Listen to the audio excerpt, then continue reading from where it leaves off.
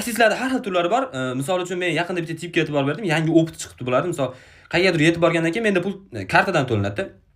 Ukam TV qilib 2000 so'm bosib qo'ya olmaysanmi? Reyting tushib ketdi deyapti. Men endi 2000 so'mni kim oladi, to'g'ri? Hamma bosib qo'yadi.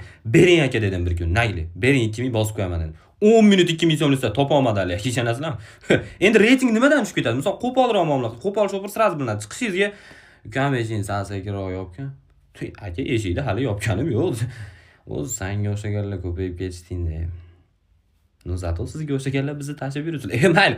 Men bunaqa shopirlarga sraz 5 ta yulduz qo'yib qo'yaman, chunki nimaga faqat men ketishim kerak bunaqalar. Yana bitta tipi bor, misol mashinaga chiqqaningizda normalniy ketayotgan joyingizda probkalarni gapiradi, undan keyin sraz ukam hozirgi siyosat haqida nima deya olasan?